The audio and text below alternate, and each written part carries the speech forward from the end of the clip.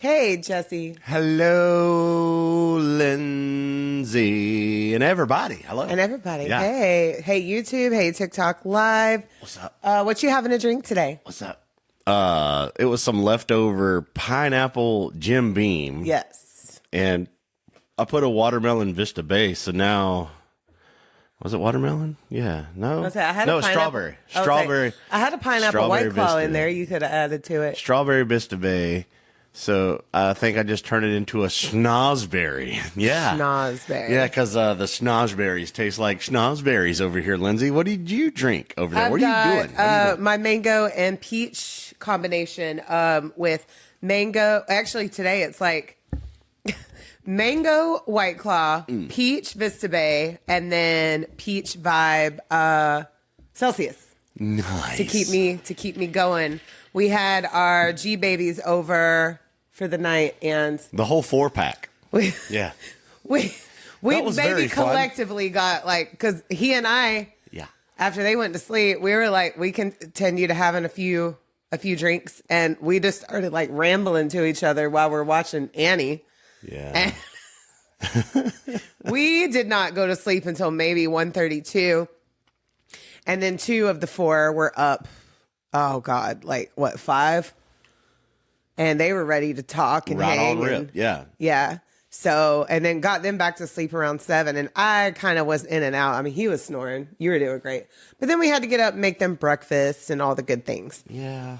But today, it was fun. Yeah, Yeah. it was fun. We had a great time. So today we actually forgot one recap where I did, because Jesse was like, you're missing one that we You were didn't like, recap. "No, Jesse. And I was, No way. And I was like, yes, way. Yes, way. so we forgot to recap Catherine Knight. So today we're going to be recapping our episode about Catherine Knight and the Idaho 4, which just came out this past Friday.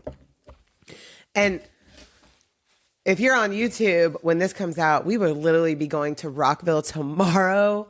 Yeah. And I'm so ready. I'm so ready. I'm excited. So excited. Yes. Yeah. That's our trip that we look forward to every year. Yeah, because, I'm about to lose control, and I think I like it. Yeah. I just, figured out. Yeah, we're gonna get to see Lamb of God and Parkway Drive and Lorna Shore and Slaughter to Prevail and My Chemical Romance, and what am I missing? I'm missing a lot. Spine Shank will be first time for us. Not for us. Well, for me, Yeah, excuse me. Yeah. And So that's what made me feel old right there. Last time I seen Spine Shake was in the 90s. Oof. Yeah. I haven't seen them, so I'm excited. And I mean, we've got a lot more on the roster At for the Milk sure. Bar. Not to toot my own horn, Lindsay. At the Milk Bar. We're going to see Non-Points. Yeah. And Thy Art is Murder and Chelsea Grin. I'm excited for the heavy shit that's going down next weekend. Well, this coming weekend, if you're on YouTube. So we'll start with, I got to go from memory here because I can't find my script on Catherine Knight. So, Catherine Knight. I want you to give me your thoughts first. It was a Catherine Knight. It was a dark Catherine Knight. I don't remember much of it, to be honest with you, Lindsay. Like, that was like a month ago. Yeah, it was. Yeah, you're trying to make me, you ramble, and then it'll all come back to me. So, Catherine Knight was from Aberdeen, New South Wales in Australia. And she was born, she was a twin, and she was born into a tumultuous situation, which kind of defined who she would later become. But I do want to point this out at the same time. None of her siblings, because there was 7 of them total. There was 8. Her mother produced 8 children. The other 7 didn't do the things that Catherine did. So I don't even want to say that was the reason why, but Yeah, now I'm remembering now. Yes, you went through all the stuff, and then in and out of some trouble, and then she married a bunch of dudes, right? Okay, so we'll get started. So she was I have to be really careful with my words on TikTok, so I'm going to do like abbreviations. She was essayed at a young age. That's right. And it was said that it was by her father and her half brothers. And then she was 15 when she dropped out of school and did not know how to read or write. And I thought that was wild. But when I listened to some other things about this case, I guess that was kind of normal in this area because it was an area of, there was like two industries. You were a miner or you were a butcher. And Catherine went to the butcher side, which was pretty much what all of her family did. It was an abattoir. Yeah. Or abattoir. Something like that. They went and they cut up animals. Yeah, and it Lindsay was a big industry. She did always, you said it a couple of times during the podcast, like she always carried her knives and things with her. Yeah. She was very good at what she did. She was promoted quickly within the company. And she was crazy. We're just going to put it like that. Okay. So she was a walking red flag. Her first husband, she physically and mentally abused. And I don't have my script with me. I don't know where it is. I looked everywhere, and because I keep all my scripts in one stack and I don't know where it went. It'll probably appear as soon as we get done with it. So that's the one whenever it all fell out, like she was at a gas station? No. That was number 2. Oh, yeah. So, wait. No, that was number 1. That's what I thought. Now let me tell my me. Let me tell my me. So she was young when she got married, and she has a baby and goes through insane postpartum depression. You have to go and listen to our full episode to get all of those details, but it is a wild ride, and she should have had her children taken from her, period. Yeah, doing the shady stuff on the railroad tracks with the little baby carriage. Yeah, not cool. Not cool at all. And then what happened at the gas station after all that fell through? Hostage situation at a gas station. And Hoppy, man. Hoppy. Yeah, go listen to the full episode for that. Learn what happened to Hoppy. Learn what Hoppy had to do with anything. And learn how, and go get all the details of how she literally held a family hostage because her husband left her. Like, it's crazy. Still got away with it. Yeah. Yeah.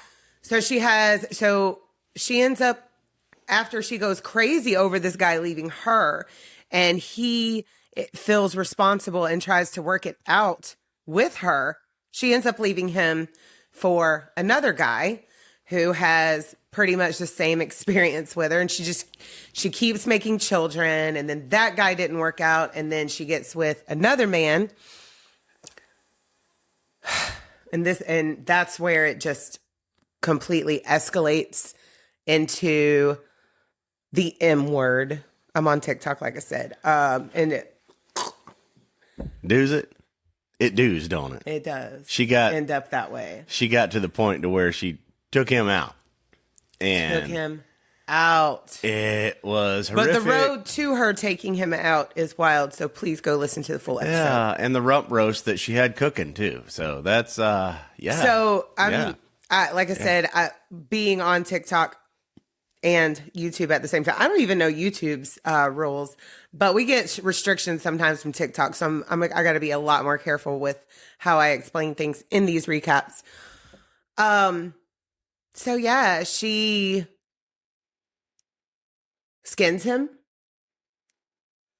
cooks him with vegetables, and sets up plates for her kids. Not her kids, his kids. Or the kids, yes. His kids. His kids from a previous marriage. Yeah. And she goes to prison, and she ends up actually thriving there, which is wild. So make sure you go listen to our full episode on that.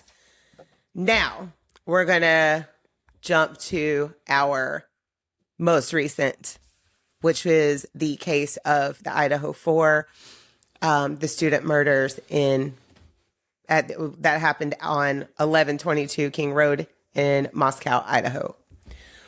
What were your thoughts about this one, sir? It was all over the place because these kids kind of had a little party life going on. People were in and out and things were happening, and some unfortunate stuff went down right there. Yeah. So our 4 victims were Madison Mogan, who went by Maddie, and then Kaylee Gonsalves, Xana Kernodle, Dylan Mortensen. Yes, that's the 4. And then they were roommates with Bethany. It is Funk. I think I did a little extra. It's Bethany Funk because I couldn't remember. I didn't know if it was Funky or Funk. And Dylan Mortensen was the roommates. They all lived in a nice house off campus, and that was neighbored with other off campus like apartment complexes. They had a huge friend group, and I tell Jesse that they are part of the Greek life, and he didn't understand that was sorority and fraternity life, and he thought they were actually Greek. And he was so excited, but I'm like, no, I had to let you down. I was like, this is gonna be really cool, like with all the culture and the stuff. But like, no, it's just college Greek. I just didn't put it together. I don't know why. And I need y'all to know that we went into this whole deep dive last night after the babies went to sleep, and we had a couple more drinks, and we were Googling like when university started, when Greek life started. It was Aristotle stuff. Yeah, then we got into Aristotle and Galileo. Like our conversation went really sideways. For some reason, I was thinking back like Socrates type era, which is way on back, right? You didn't have me Google Socrates at all. I know, but I was thinking that. I couldn't bring it up at the moment. All while we're watching Annie. Yeah, that's weird. Because we're trying to not really force, but influence our grandbabies to love old school musicals. Yeah, and they do. That's good. It's good stuff. They do a lot. That's the best stuff. Start there at least. No, you can do the new stuff too, but always have the good oldie goldie stuff, right? Oh yeah, because I want them to love Hairspray and Greatest Showman and Wicked and Chicago. Chicago's got to be way later. Yeah, they're babies right now. Little Shop of Horrors though could be on the roster for this Halloween there, Lindsay. I think so. Yeah. So they're all living in this house on King Road, which is the party road. This is a party house. There are people in and out all the time. They all simultaneously, like I said, are in sororities and fraternities.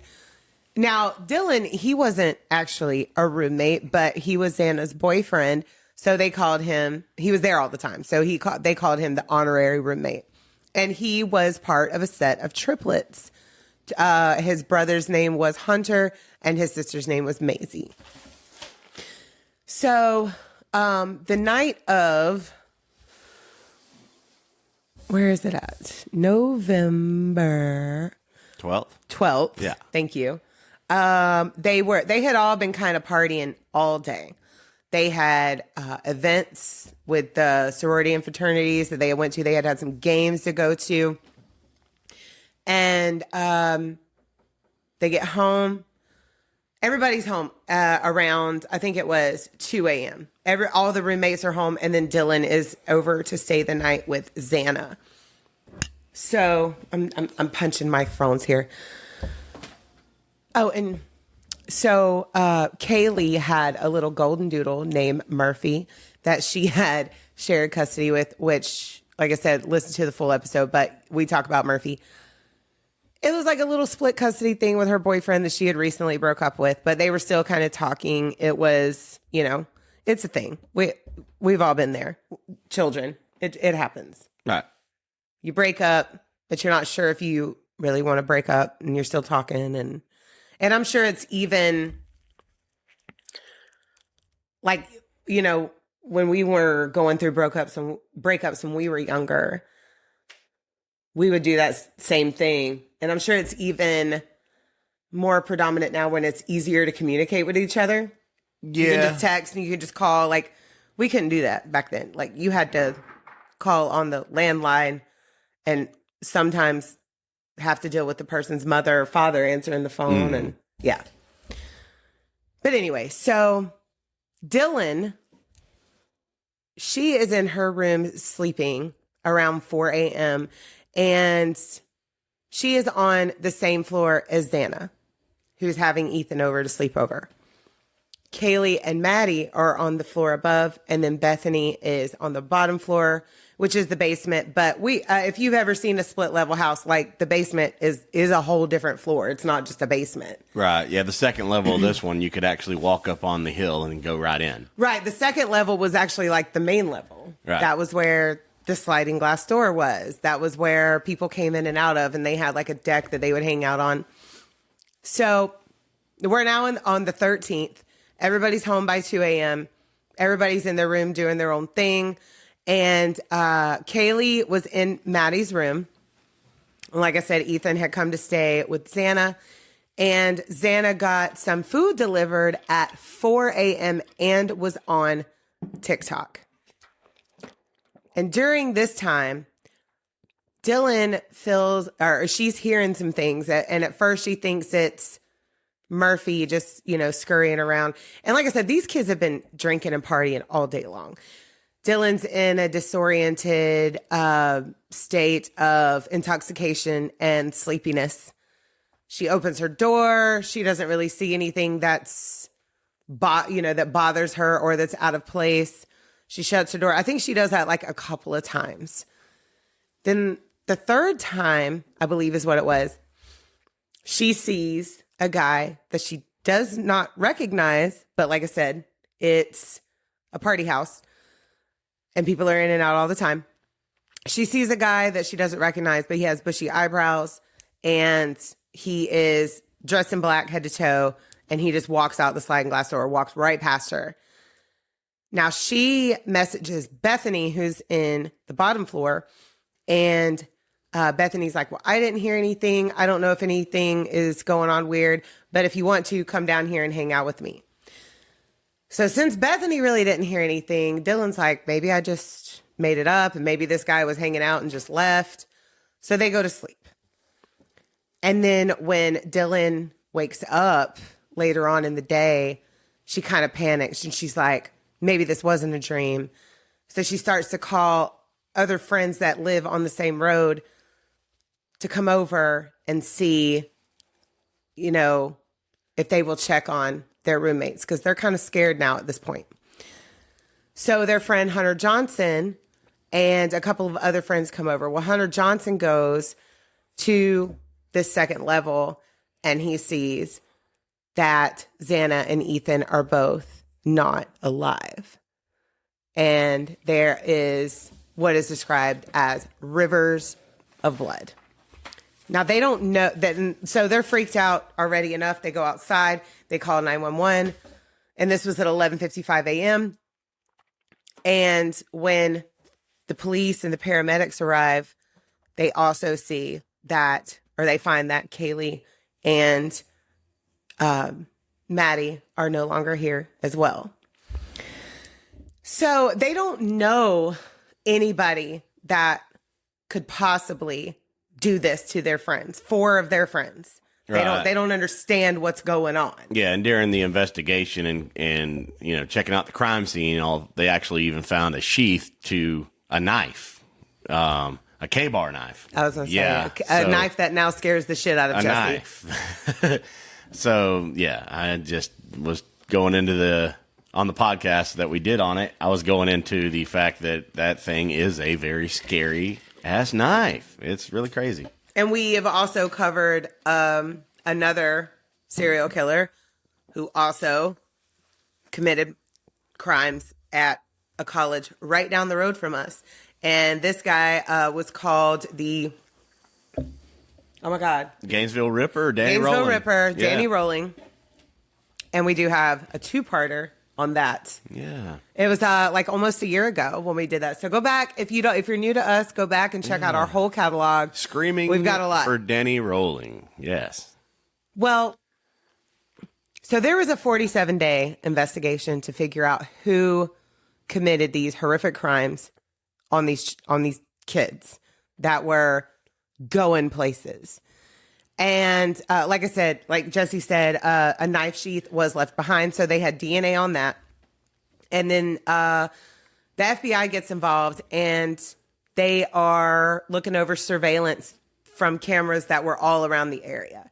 And they find that this Hyundai Elantra was seen in the area several times and sped off around 4 12:20 a.m. on the day of the murders. So they track all that to a guy. Well, he was a man. He was almost 30 years old, who was a criminology major. He was getting his doctorate in this subject, named Brian Koberger. And Brian was all the way on the East Coast, where he's from, when they arrested him.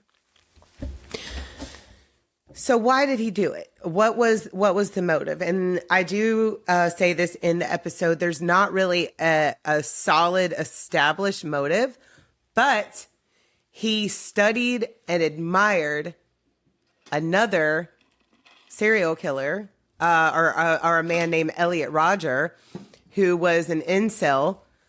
And this guy hated women. He was a misogynist, and he decided to take out 6 people, injure 14, and then took his own life. And this guy ended up being a hero to Brian Koberger. And he had been a part of this incel community that's terrifying. That is still going on. That's a real thing. And I say in the episode that it could be, okay, hold on.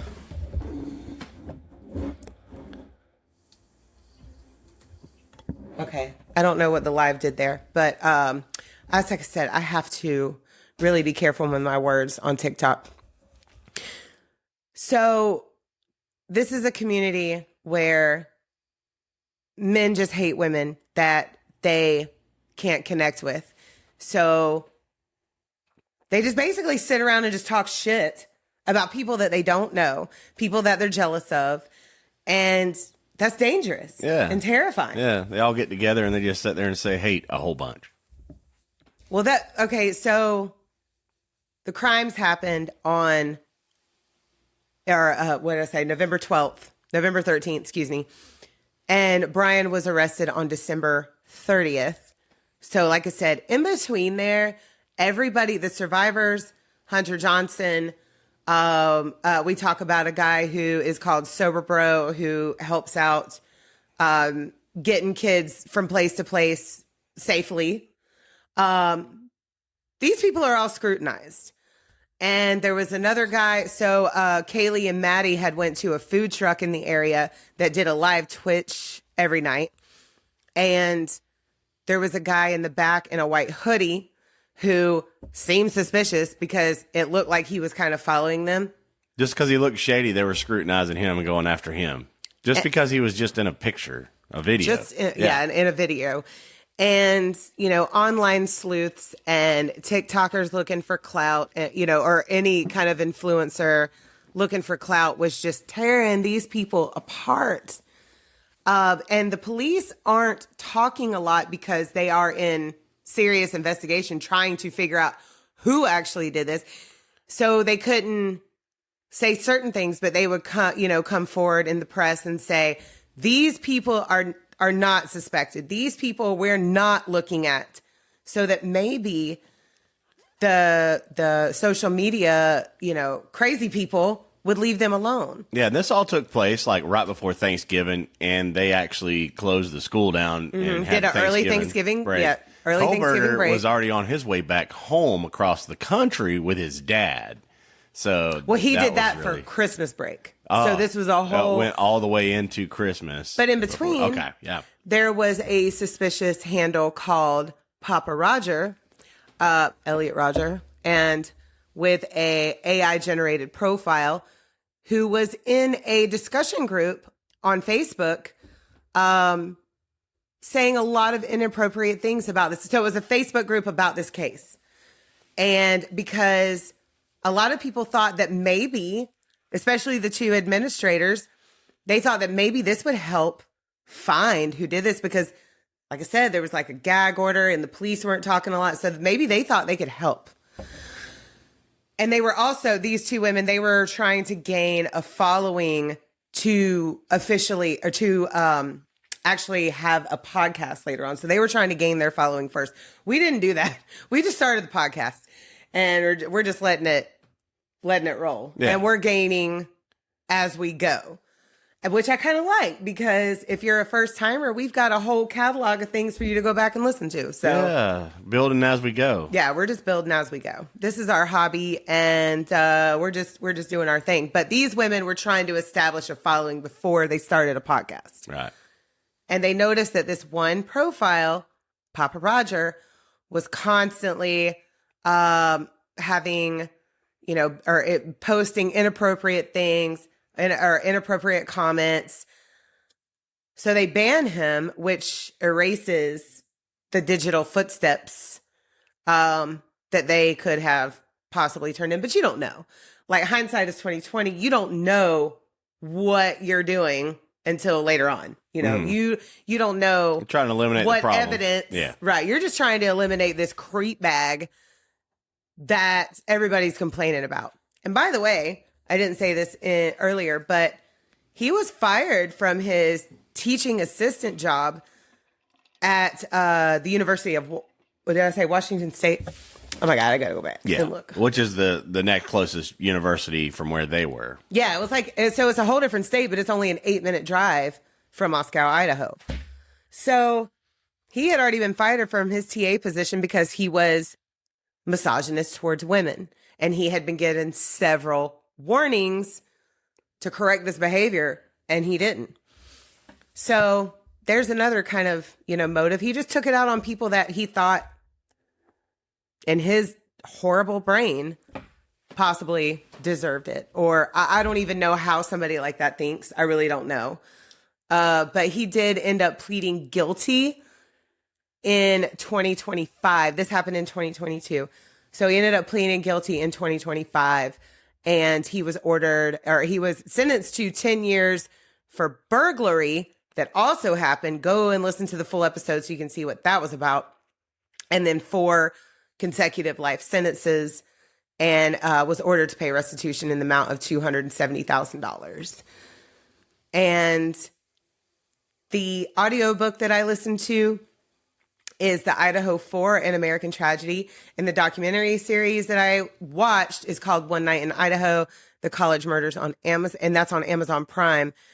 And give both of those, read the book or listen to the audiobook, watch the documentary, because it just gives you so much insight as to what 4 families, when a tragedy like this happens, and friends that were surrounding them, what they go through. And it's terrible. Do you think, Lindsay, if somebody has to serve 4 life sentences, would ever pay $1 toward restitution? No, unless they're doing some kind of work where they're getting paid by, the state, I guess. I don't know how that works at all. I just think that was just said because it's not going to matter. I mean, you're going to die in prison. You're going to spend your whole life in prison. So why would you, who would actually do it? I don't know. That's just a thing. I guess they just say that, And or the parents have to pay that, which is garbage, Like every parent in this situation my heart just broke. I was very emotional researching this case. But for some reason, like Maddie's mom made me cry the hardest because that was her only child. Yeah. Her only child. And it's just hard. Like your heart just goes out, especially when this is just being blown out of proportion online and people that had nothing to do with it are being scrutinized because somebody from the outside looking in was like, oh, you didn't do this right. You didn't react right. You didn't say the right things when you made the We don't know how we're going to act in a situation like that. I don't ever want to imagine walking in and seeing my friends in that state. I'm trying to be careful with my words here so I don't get another restriction. Yeah. You don't know what you're going to do. I have frozen in my own, in minor situations in fear. That's a major situation. Yeah. I don't know. Well, you try to have a mindset of like, if this ever happens, this is what I'm going to do. But when it actually happens, it's all changed. It all comes to a head. You're in the situation. What do I do right now? because I'm going through what I'm physically seeing and going through. So it does change things. Yeah. You can't control what your body and mind are going to do. Like it's crazy because you honestly, at those point when you are dealing with something like that, you honestly don't have control. Right. I agree. You don't have control. Yeah. And researching and listening to a lot of true crime over the years has actually taught me that. I can actually say that I used to be like, oh my God, I would do this different. I would do that different. But now I know I have no answers. Mm-hmm. I have no valid opinion on that because you just don't know what you're going to do until you're in that situation at all. And these are kids and people just ruin their lives for no reason. Mm-hmm. And this guy ruined 4 families and several other friends' lives for literally no reason. Yep. And it's really, really terrible. So definitely go back and check it out. You can hear all the in and outs and the deeper dive into that whole story. Both of them, they were both completely wild. You just always keep throwing all this stuff at me, Lindsay. Well, I mean, both of these are absolutely shocking. Yeah. Catherine Knight, I don't know, that one. Ooh. That one really shook me for a minute. Yeah. And I really do. We'll go through the motions, and then like a month later, I'm like, I'm moving on, dude. I'm not going to hang on to this. But some of them I do, which is why we're releasing this week the West Memphis 3 stuff. Yeah, we're going to be, so we're taking a little break. We're going to be re-releasing our 3-parter on the West Memphis 3. And then we will have a whole new episode on somebody that we will be watching perform while at Rockville. Yeah. And I'm very excited to share that story. Yeah. We'll be on turn 4. Yes. The Orange Lot. Yes. Welcome to Rockville. Yes. Yeah. With our camping family. Where number 3 had his famous tragic accident. Do you know that I've never, like, my dad would watch races sometimes, but I was, that's not my bag. Like, it's still not to this day. And I just happened to be at my cousin's house in a little town over called Live Oak. And I was at their house having dinner. And that was the day that happened. My cousin's husband had it on the TV. And we were outside talking, gabbing it up, catching up. And he comes out and was like, fuck. Yeah. Well, I mean, there people that don't watch football still watch the Super Bowl. People that don't watch NASCAR still watch the Daytona 500. That's just true. What they do. So, yeah, we'll be there. And we have a cool story. I know a little bit about it, but Lindsay knows way more. I have really went in deep with this one, y'all. I've already listened to one audiobook, and the other one that this person wrote was not on audiobook, and I really needed to read that one. So I bought it. Yeah. And I'm already a few chapters in, and I'm going to read some more before we go. It's going to be wild. It's going to be wild. DrinkaboutSomething.site if you want to find all of our material. It's that easy. Yes, drinkaboutSomething.site. Yeah. On Instagram, we are drinkaboutSomething. On TikTok here, hey, TikTok. We are drinkaboutSomethingPod_Lindsay. And where are we at on the YouTubes? Jensey, JENDSEY is one of the channels. And it'll bring you to everything we got going on. So it's easy to find. We're also, and like I said, you can find all of our platforms through the main website. And yeah, Spotify, well, there's one more. Apple, everything. So our email address is drinkaboutSomethingPod@gmail.com. Yeah. Easy. Yes. I think that's easy, right? Yeah. That's a long thing, but it's easy, right? We're not rebranding. No. I think we got it going on here. Yes. So thank you guys so much for tuning in and checking us out. And we'll stay tuned for next week or for Friday so listen to our re-release on the West Memphis 3. Yeah. Tune in next Friday for a brand new case, and then Wednesdays is when we publish our recaps. Yeah, we got a ton of stuff coming to you. Oh it's yeah, gonna be fun. I got a list for days. And if you're new to us, we cover true crime. We have some drinky drinks, and at the end of the episode, Jesse plugs a band that we do have permission to put on our episode. Yeah, that's what we do. It's what we do. Yeah. And we love you so much. We're going to sign off of YouTube now. Yeah. We're going to hang out on TikTok for a minute. Yeah. We love you so much. And bye. Bye.